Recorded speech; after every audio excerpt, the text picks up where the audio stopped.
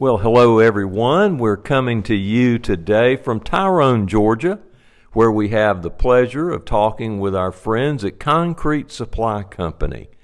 I'm really excited today because we're going to be hearing from 3 generations of owners at one time. This is a first. So we have Burt Bailey and Larry Bailey and Crawford Bailey. So we're just going to jump right in. There's a lot to cover here, so I'll just begin. I think I'm going to start with Larry. Larry, just if you would, just tell us about Larry. Tell us a little bit about yourself. I was raised in Fayetteville, Georgia. Raised in Fayetteville, Georgia. Went to school in Fayetteville. Worked on one end of Georgia Avenue, lived on the other. As I got older, in the 2nd grade, I was sitting in Miss Brown's class, and I watched trucks going down 85. I knew that's what I wanted to do. I was either going to farm or truck, and started trucking. Would cut grass from the time I was 12 to 16. I had anywhere from 18 to 20 yards a week. No kidding. It kept me out of trouble, kept me busy. I'd go by the plant as I got older, and the drivers would be there to talk about how much sand they could haul in a day. I'd go see how many yards they could cut in a day, made a game out of it. And at 16, I quit cutting grass that winter and went to work with Dad at Concrete Supply. And he started me at the bottom, made me work up. I lined brake shoes and swept floors, and then worked my way into changing oil and greasing, and I run the loader at the concrete plant next door in between working on trucks. And then graduated in 1973, went to Florida for a couple of days, come back, and that Monday I got in a truck and went to Palmetto, picked up a trailer, and came to Tyrone out here at used to be Dixie Limestone, Florida Rock, Martin Marietta. Now picked up my first load of rock here to Meriwether County camp, and we're still hauling them today. Dad was hauling there, and we have another customer up in Austell that we still haul to, but we were hauling to back in the 60s. No kidding. That Dad. Over 60 years. Yep. Miss Angelette would call my dad and say, tell Larry breakfast ready in the morning. So I knew to drop sand, go to rock quarry, get a load of rock. When I dumped rock, I'd eat bacon, eggs, or cereal, or whatever they had. But anyway, had one teacher, school teacher, Edwin Brown, that was really good to me. He taught DCT and VICA. He taught common sense and life. And Mr. Whitaker was a good influence. But my dad was a big influence, my granddaddy, and good Lord good to us. And no, we wouldn't have what we have without him today. And I grew up on one end of Georgia Avenue. Like I said, lived down there for a little while, and then moved to Woolsey, and then now I'm in Brooks. That's very interesting. So you had a little competition in yards. You were trying to cut as many yards as In a day as I could. as you could. Well, I'm going to turn now over to Burt, and y'all have to bear with us. This is a new process here with interviewing different people, but it's good. I'm excited about it. I'm going to turn it over to Burt and hear a little bit about Burt, and let Burt and then ask Burt to kind of tell us some history. And of course, Larry, you chime in if fill in any of the gaps. But Burt, tell us about you. Well, Bill, just thank you for the opportunity to do this interview and be here and be a part of this. Been able to listen to a lot of your podcasts and hear some really interesting history and stories, and so thankful that you're here and humbled by the opportunity to be able to share a little bit about Concrete Supply and our family. I'm Burt Bailey. I been here at Concrete Supply full time, 22 plus years, but grew up in Fayette County. Went to Fayette County High School. Graduated, went to University of Georgia, graduated in 2001 and started working in January of 2002. Married my wife in 2004. We have 2 girls, 15 and 12, and everybody tells you once you have kids, it flies by, and there's a lot of truth to that. Like I said, started working in full-time in 2000. let's see, well, 2001. And but grew up in the business, and what a great opportunity to learn from my dad and grandfather the history of concrete supply. My grandfather grew up working on the pipeline. His family was from Texas. They came to Georgia in '51.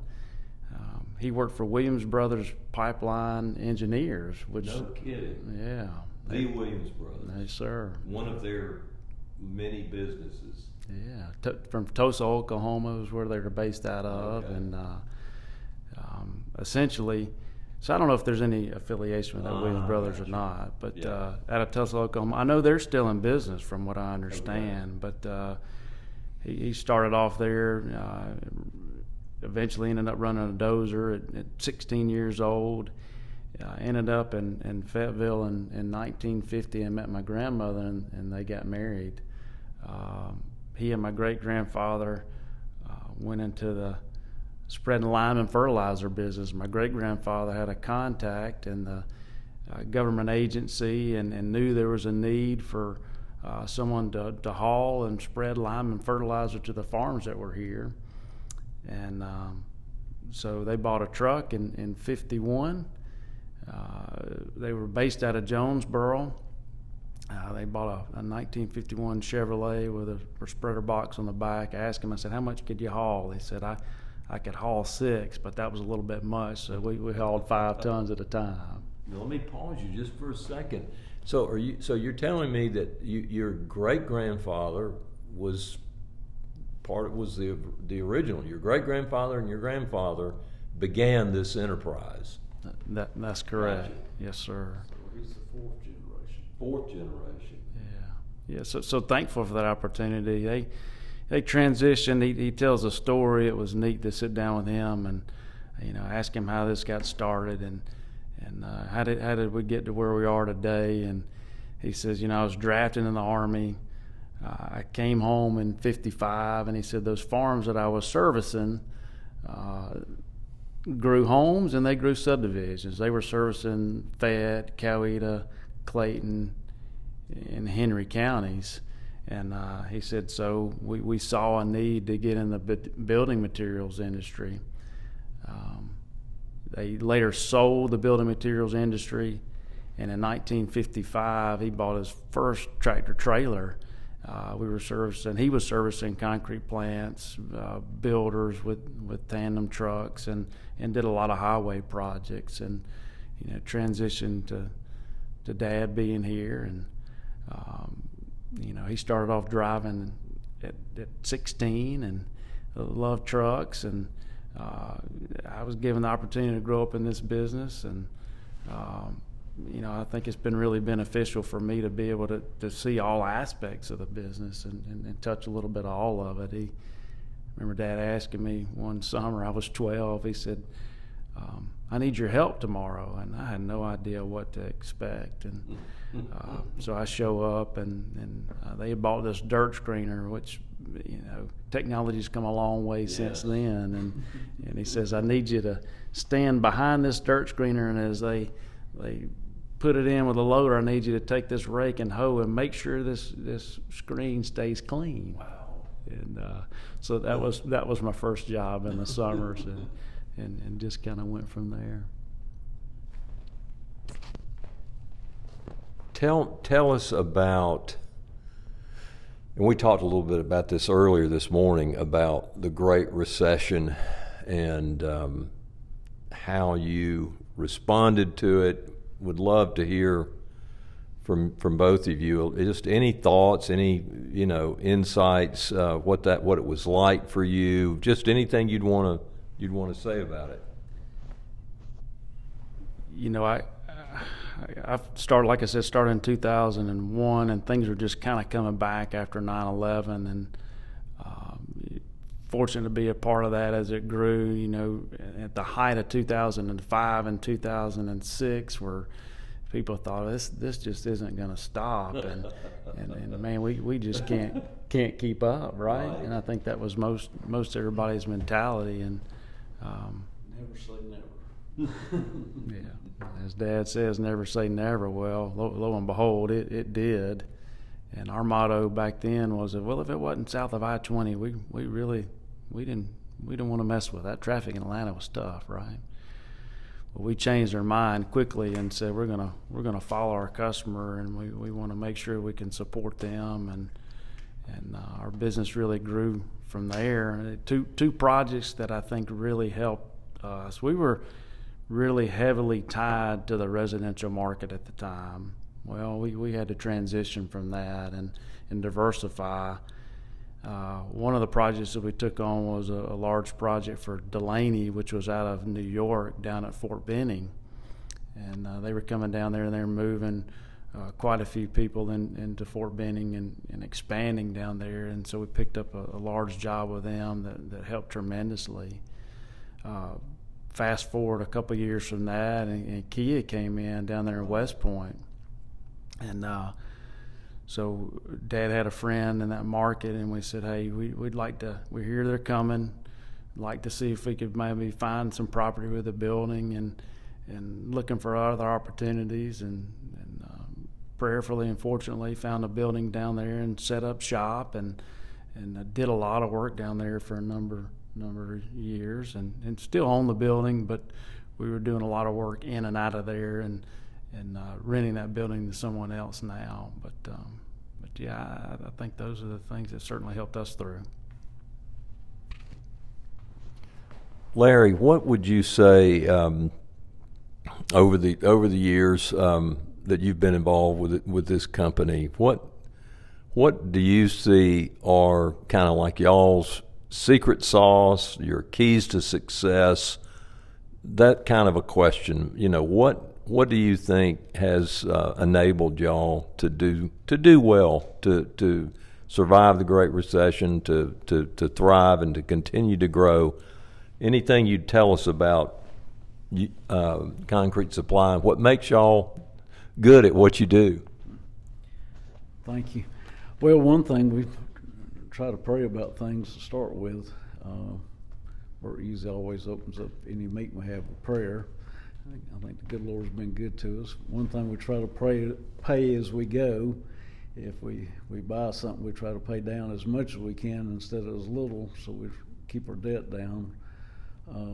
One thing I think helped us during the recession, we had a lot of things paid for. Our shop was paid for, and the office was paid for. We have good people. We're willing both to get out there and get dirty and drive or whatever. I tell them I'm no better than you, and you're no better than me. I do the same thing y'all do. Just it takes all of us to make the wheel go round. Yes. But we've been blessed. We diversified more and more as we got older in business. Instead of just one thing, we do multiple things. And one monkey don't stop no show. We just keep going, and like I said, we've been really blessed. And I've been blessed to have Burt come along and take it to a whole nother level. Yes. I think I had 14 trucks when I bought it from Dad. When Burt come, I had 42. Within 5 years, we'd over doubled, and we just been blessed. They got good people to work for us, and we just. A question that comes to mind, and I want to come back to Burt on that secret sauce thing in just a second, but you prompted a question for me. Tell me a little bit about all that y'all do. What are the different lines of business? What are the different things that you offer customers? Could you talk about that? Well, main thing's service. Like if we had to get the oxide ditch, we're gonna get it. If we got to stay late, call the chorus, see if they'll stay late so we can get the extra load in to make sure everybody gets it before it rains. One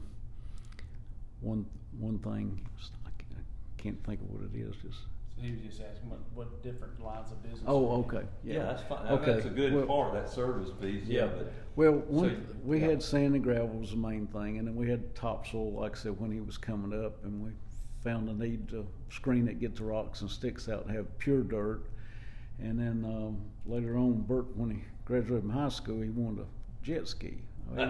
He'd been a pretty good kid, and me and his mama talked about it, and we decided, well, we're going to give him a jet ski. Well, when he graduated from college, I said, what do you want? He says, well, I want me and you to buy a tanker. No kidding. Yeah, I said a tanker, and I never had got into the tank business. I probably could have my granddaddy with his concrete plant, but we never did. But so he wanted to buy a tank, so we'd bought some land together and sold us. He had us a little money, and we saved up. We bought a new Kenworth tractor and a new tank, and we got Gene Elliott to come help us run that. So we started a tank business with it. And I said, "Well, you growed up." I said, instead of buying something cost money, you want to buy something to make money. There you go. Of course, 5 years later, he said, "I wish I bought another jet ski." Less headache. So we had the tankers, and we moved on up with it, and then we got into other little things with mixing different products of sand with different materials for ball fields. We've hauled to some of the stadiums in Atlanta and different places. I remember we had some topsoil mix. I took a load to Montgomery to the Capitol. Me and another boy with a 40-foot trailer and dumped right in front of the Capitol this mix that we made for them to plant trees out front. Interesting. So we got different blends, and got PhD, and we got just that and the other as far as that goes. And we got others building things for slabs and everything that has been good to us. So one shop, one call, that's all, You kind of asked what we do, and that was something that kind of learned from my grandfather. He said, I want to be able to support everybody. So you think about how we transition from farming to really supporting the ready mix business and the building industry, and you ask what we do, and you think about that recession, and so what do we do? We'll haul as little as a ton of river rock to your home for a landscape project, to supporting a 100,000 ton distribution center. So just trying to find that need. Who needs your help, and how can you help them, and how can you support them? Dad mentioned the tankers. That was one thing that we didn't supply cement and ash to some of our customers. We were supplying ag too, and saw a need there, being able to spend time in the business, and said, hey, I think that's a service that we could offer to our customers. They want to focus on getting their product to the job, or if it's a ready mix customer or precast customer. Well, hey, let us focus on supplying your material where you don't have to worry about putting that product in the back of the mixer. So, I'm curious. Say a little bit more. I don't want to run down a rabbit trail too far, but I'm curious about the blending. And where did that idea? Was that just a customer had needs and you tried to satisfy that need? That's just interesting. Yeah, so we have customers say, hey, I like this particular soil, but can you add a little bit of humus to it? You fast forward now, you see a lot of bioretention mixes that are spec'd on different jobs, and so they'll send you the spec, and we'll look at those specs and try to create something that meets those. So just out of a need of a customer saying, hey, you're hauling this material, but can you do this? And most of the time, our response is, well, give us a little bit, and let's see if we can find something that works for both of us. Right. No, that's. I mean, you're talking about things that I'm not totally aware of. I mean, we've got a rock and dirt facility out near Lake Oconee that has done well, and I know that they've got some different grounded ground. Mulches and so on and so forth, but there's a lot more. Sounds like there's more sophistication out there than I'm aware of, and it sounds like there's some specifications too, which is pretty interesting. Burt, before we move on a little bit more, on the question about what do you think have been the fundamentals, the secret sauce, the however you want to word it, what's in your DNA that's enabled Concrete Supply to be in business for over 60 years? Yeah, to Dad's point, it's people. Surrounding yourself with good people and with knowledge of the industry, and people that want to be a part of something and support each other. Like we talked about earlier, thankful to be able to grow up in it, he and I both, and learn from, I was able to learn from my dad and my grandfather. You and Dad was able to do the same. But there are a lot of other people that were involved in that process too, and being able to grow up in that and see different aspects of the business and learn from those that were doing those things is really important. Dad had a salesman that worked here by the name of Billy Arnold, special guy for both of us. Billy retired at 84. No kidding. Yeah. Had a lot of industry knowledge. Billy had gone to Georgia Tech, drafted into the service and served, and came home, and then went to work for his brother-in-law, Roger Sand and Gravel, who had a distribution yard up on Boulevard in Atlanta. Yeah. And so he had been in the industry for a long time, and he really taught me a lot. Dad would let me spend summers with him. He taught me how to bid jobs. He taught me how to run miles. He taught me how to freight rates. Interesting. And I think the biggest thing that he probably taught also was developing those relationships with a customer.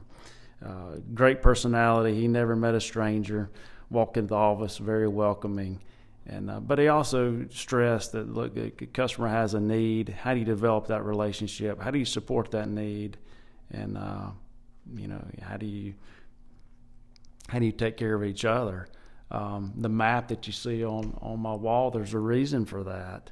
That map was in Billy's office, and as a kid, you'll see the legend down there. He had a wheel. Well, he taught me how to run miles on that map before Google Maps was even available. So that's why that's in here. It's funny. In the pocket of my pickup truck is a laminated map. On one side it's the state of Georgia, the other side it's the main cities in the state. I still use my phone and all of that, but there's nothing like pulling out that map and seeing where exactly am I. So now I'm looking at your map now, and I love it. I'm envious of that map, as a matter of fact. We've got one that we've got concrete plant and aggregate locations on it, but it's not as big as this one, so I have map envy, I guess. When I drove a truck for years, and every night when I get home, wherever I went, if it's a new road, I'd mark it. If it's a county road that we slipped through, I'd mark it, and I had all the roads I went to for years on that one map. Just marked where I went that day and learn your way around. Yeah, my daughter Anna, she'd say, "Dad, how do you know how to get here?" I said, "Well, I drove a truck. We'd know how to." She also said, "Well, you waving all these folks. Said you don't know them." I said, "Yeah, that's Miss Jackson. I cut her grass. That's Mr. So and So. I cut his grass." She didn't think I knew him, but I did. This is really good, gentlemen. I'm so glad that we're getting into this detail. It's very fascinating to me, and I really appreciate it. I always like to hear about influence. I like to hear who influenced you in your life, and you've alluded to that. You talked about Mr. Billy Arnold, and what a huge influence. And I think it's good to hear that, because you remind yourself, who are you influencing? Are you a good influence? You're mindful, because people pay attention, and you really it's amazing what a legacy that he left. And you alluded to your father and grandfather and the influence. Larry, there's some obviously, you've talked about your dad, about Crawford, but any other influences, people that over your life that really made a difference? Well, not only Dad, but also my mother, Betty Bailey, cutting grass, like I said, and she'd say, "Well, you need to go cut today. It's going to rain tomorrow." I said, "Okay." So it was sunshine one day, and I was cutting grass, and these guys come up on the mini bikes when we go ride. I said, "No, I got to cut grass." Mom said, "It's going to rain tomorrow. I got to cut grass." They said, "Well, it ain't going to rain." They made fun of me. Well, I stayed and cut grass. So sure enough, next day it rained. Junior Whitlock, he was with us for 36 years. He worked for my granddaddy. and my dad. And before they worked for my Uncle Walt logging, so he became one of the main truck drivers. And like I said, maps, him and some of the others, I'd follow them, and that's how I learned my way around. But different drivers left different spots in my hearts. Mechanic Jackie Belcher was very good, taught us a lot back when he was there. Mr. Wilson Birch, he helped Dad with the books and showed us stuff. And like I said, Burt come along and took it to a whole nother level, and I appreciate him and what he's done. But there's just so many of them that have left a mark, you know, Yes. in our hearts. When someone passed, we used to have a wagon wheel with a spoke missing, and that's what we put at the funeral because it was a rough ride without them. It took all of us to make the wheel go round. That's So, really good. Yeah, so it's not just one person, takes all of us. And we've been blessed to have some very good people along the way to help us. Like I said, Mr. Billy taught Burt a lot, and there's so many others I can name. You know, Ronnie Brady helped dispatch for a long time, and he helped us a lot back when we were younger. Had a friend, Bill Vale, he worked with me. We worked together for a long time. And then, like I said, Frank Peavy showed up on the doorstep one day. You couldn't run him off, and he became one of the better drivers because of it. But we've just been blessed by so many people. Main thing, I think the good Lord's really blessed us. You can't, you know. No, that's really good. And what just came to mind is, you know, the scriptures talk very clearly about the body and the different parts, and the hand and the feet and the eyes, and we forget that. We forget all the interdependence that it takes to learn and to grow, and especially to run a complex business like Concrete Supply. Burt, any more that you would talk about on the influence? Yeah, you know, there again, certainly feel really fortunate to be in this industry. I think what makes our industry special is the people. In fear of leaving out names, right.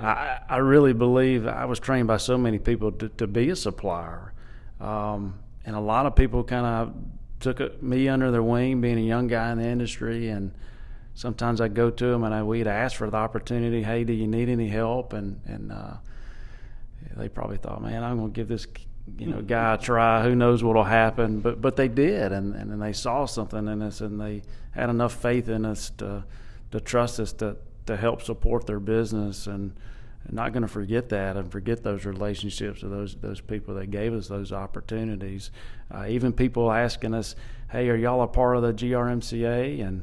And at the time we weren't, and we were encouraged to do so, and encouraged to participate, and it's really been great for us.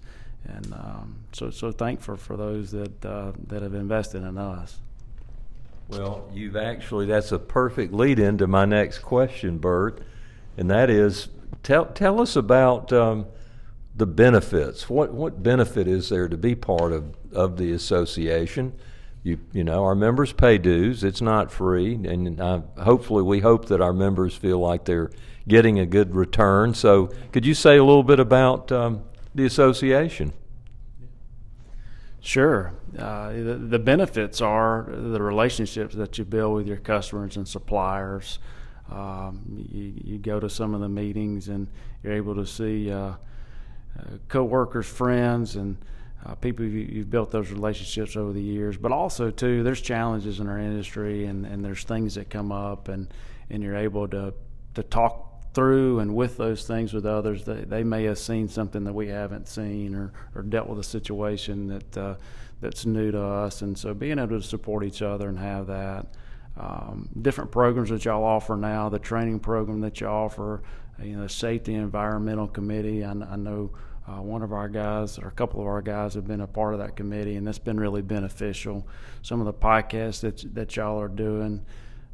So I think y'all continue to become innovative, offer things that benefit all of us, and I think when you see a need, you address it. And if there is a need, we're able to reach out and call y'all and say, hey, listen, I'm dealing with this. Is there something that you can help me with? Even something, we have a line of business where we haul equipment, and it's under another company name. We had a hard time getting a tag. Made a phone call to the association, literally within a matter of hours, that was resolved. And that's just one example. Well, of course, that makes me happy to hear happy members that are getting benefit. It's so important to us, to Emily and to Michaela and myself. We strive to meet needs. In fact, as you were speaking, Burt, I was thinking about you. I was thinking about you and your company and how you've grown by responding to the needs that you hear from your customers and being eager to serve. And that's the way we are. We really want to serve our members and help them succeed, because as you point out, I mean, you really feel it when you're part of the association and part of this industry. It is a family. There's so many family businesses, and there's just a spirit that's special. And it's hard to describe if you're not in the middle of it, but it's so nice to be part of a community and people that sincerely care about the welfare of others and about us being, our mission is as the association is to help our members be safe, to be compliant, to be prosperous, and that's what we focus on. So I'm glad to hear that you're pleased. I've got one more question for both of you, and it is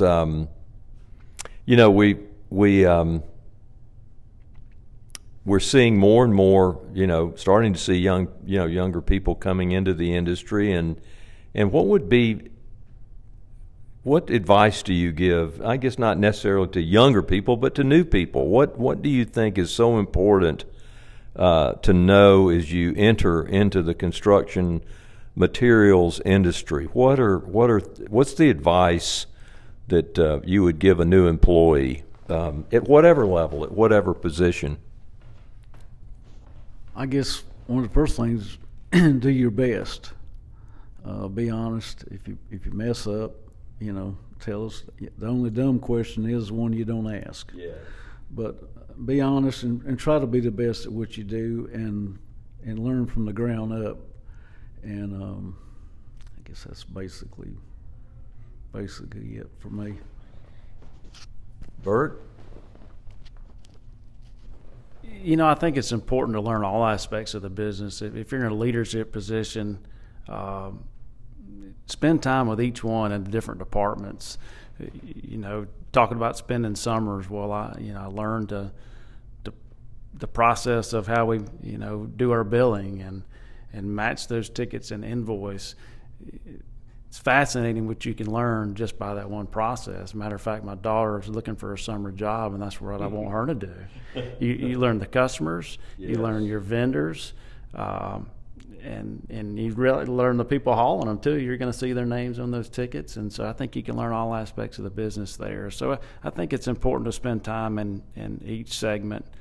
Being in the trucking business, it's important for me to have a CDL and Dad to have a CDL, and thankful for those opportunities when we do get to get out and drive and spend time with them. And they say, hey, I'm having trouble getting loaded, or in this one location, or challenges here, and you're able to get out there and participate with them and fully respect what they do day in and day out. Let's be honest, our industry has changed a lot. Traffic is a lot more heavy than it was, and there's more challenges, and so they do an awesome job to take care of themselves and those around them, and being able to see that firsthand is really beneficial. Crawford Bailey, founder of Concrete Supply, was unable to be with us when we recorded this podcast. Fortunately, his grandson, Burt Bailey, was kind enough to spend some time with Crawford to get his story. We really appreciate it, Burt. Thank you. So, tell us where you were born. November the 21st, 1931. And where were you born at? Prescott, Arkansas. Mother and Dad both were from Texas, but my brother and I both were born in Arkansas. Yes, sir. I had an older brother. Did you later on move back to Texas? Yes, we did. Depression came and everything shut down, and we went back to the farm and survived. Yes, sir. Yes, sir. And tell me how old you were when you started working on the pipeline. I was actually 16, but I was 17, shortly afterwards. Yes, sir. And what did you do on the pipeline? What type of equipment did you Well, have? at first, I helped a welder. Well, first, everybody worked at a gathering system around the gathering system had a lot of pipes and stuff. They couldn't use a backhoe well, and they used it in the ditch. But most I helped a welder to start out with, and I helped a welder in And- Pennsylvania, New York,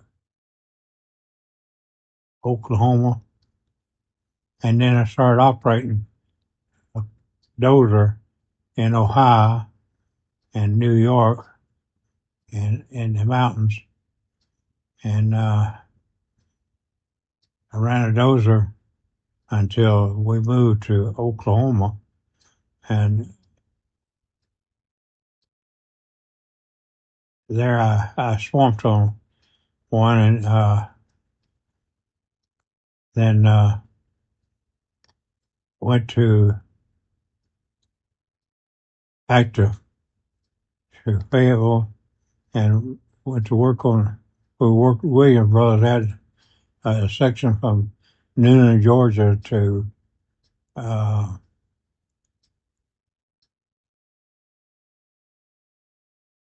I think it was Spartanburg, South Carolina. That's where we And you worked for Williams Brothers Pipeline Engineers out of Tulsa, is that right? uh-huh. So how did you end up in Fayetteville? Well, Fayetteville, Georgia, that is. right, Fayetteville, Georgia. We had a section from Noonan to Spartanburg, South Carolina, Yes, sir. and that during that time I ran a towcat full of welding machines, Yes, sir. which was all right. But you met somebody and got married, right? Yeah, we did.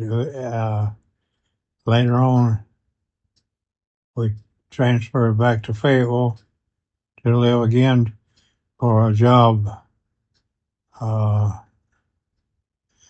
See, it was going. Where was we going? Well, we had to take us from Noonan to Spartanburg, Right. and it was on big 30-inch pipeline. So tell us how you transitioned from pipelining to getting into the trucking business. Well, Mr. Willie Huddleston and I were become partners. We got together, and I put the money that I saved at work, and it paid off. And we bought fertilizer spreaders and trucks, and a little payloader to work in box cars and stuff. And that was pretty well in Fayette County, Clayton County, and Cayeta, and Spalding. I spread lime and fertilizer for people in all those counties, and at that time, I remember, if I remember correctly, you said they were bringing the lime and fertilizer in on a rail car, and you were unloading it into a hopper, and then in turn putting it on the truck. Is that right? that's right. And as it grew, we grew, and the raw materials, well, of course, the stone and sand were local. The sand was down in Junction City, and we hauled it back and forth. And You told me a story one time. You said when you were drafted into the Army and you came home, those fields that you used to fertilize, what did they grow? houses, everything had gone to a subdivision. Wow. And I left the fertilizer business to go to, I guess, building material, and ready mix concrete was the main thing. Yes. We had. So you decided that since those fields had grown homes, you want to get in the building material industry. Is that right? That's basically it. What year did you buy your first tractor trailer? 1951, I guess. 51. What, 50, I believe you started Farmers Exchange in 51, and then I believe you told me you bought your first tractor trailer after you got out of the service and came home in 55. Is that right? 55. 55, yes, sir. February 55. Yes, sir. February 55.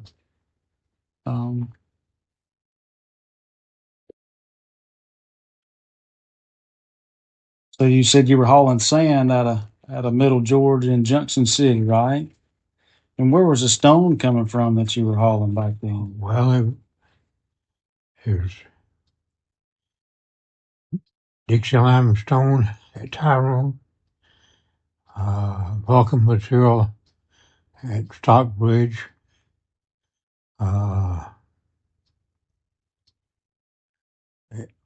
several places around that had gotten quality stone that was great for concrete, and granite stone, and that's what they were using in concrete. Yes, sir. And the sand quality, we use natural sand out of Roberta and Junction City, and some granite sand, they're getting it qualified, but most of it hauled out of South Georgia.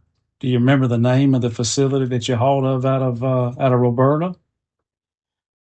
Atlanta Sand and Stone. Atlanta Sand, I believe was its name. And they're still in operation today. Yeah. I think the two brothers that had it have passed. One was in really bad shape. But you remember the names? We're just trying to call it. Think about it. Gosh, I ought to know it, Burt, but I don't. Right offhand, well, pretty neat. The history's there, and Jameson family. Yes, Jameson, Pike Jameson, and his brother were owners of Roberta Sand and Stone. Yes, not Sand and Stone, of sand, Roberta Sand. Yes, sir. And they lived in Atlanta. We hauled a lot from there. And Carl Brown, we got him talked into loading trucks over there, and he set up what he could, and I'm still on record. I'm going to tell you. At that time, I remember you sharing with me. You said it was they were railing it all and weren't really trucking any. Is that correct? They didn't know that they wanted to sell to trucks. The old man Brown, he said he got all he could do was load rail cars, and we got to all in there. He liked the trucks better. So I don't know. Everything changed at later. But I think you shared with me one time, you said he fabricated bins that you could pull the truck under and built some tanks. Yeah. Is that right? And his son, Carl Brown, did start loading trucks, and everything worked out fine. It was a big help to everybody, I think. Yes, sir. Yes, sir. And one of the things that you shared with me, you said one of your goals in business. What were they back then, if you don't mind me asking? Betty Huddleston. She and I got married. But what were your in business? What were your goals? What did you try to accomplish? Make a living. I don't think much has changed. Huh? I don't think much has changed. I think that's what we're all still trying to do. Oh, I tell you, it was the business and the people were all good to me, and I enjoyed it. I liked the agricultural portion when we were spreading lime and fertilizer because I got to visit with the people, but soon it was all work. Yes, sir. Yes, sir. Who were the greatest influences or influencers on you in your life? Well, Mr. Huddleston, Mr. Willie Huddleston, he was a real good influence on me, and he was your father-in-law, right? he's my father-in-law. Yes, sir.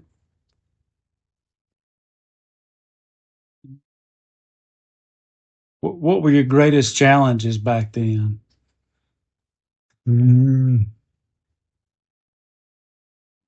Keeping trucks were going. There weren't many diesels to start with, all gas burners, gasoline, and a lot of six-cylinder. Didn't have a lot of power, but then the diesel engine came, and it was powerful enough to handle the loads, and probably one of the better engines for all trucking. All the trucking in the world went to diesel, I think. Yes, sir. Gasoline,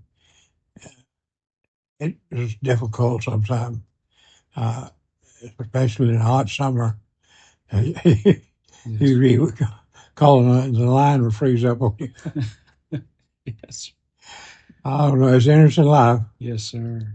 If you had, what word of advice would you give to people in our industry today? Well, if you got it for a living, stay with it. It's probably as good a business as you can be in, but it's demanding more so than most other things now. It's not like, it's kind of depends on equipment and people, and I guess both of them are different. Yes, sir. But a lot of time was spent getting things done, and working on equipment and things of that type. It was pretty hard on equipment. Yes, sir. But I think it's gotten better. I hope. Yes, sir. I hope that. Yeah. But Well, I appreciate you sharing with me today and taking time to talk to me. oh, I'm glad to. Yes, sir. Anytime. Yes, sir. You my favorite. Hey, you pretty good fella yourself. Well, I've really, really enjoyed our time together this morning, and I've learned a whole lot about concrete supply and about both of you and Crawford, your grandfather. And so I I really appreciate it, and I wish you all very much safety and compliance and prosperity in 24. Well, Bill, thank you for being here. Thank you for this opportunity to share, and just appreciate it. Bill, thank you very much. It's very good to meet you, and really enjoyed hanging out with you, and hope you have a good day. Thank you.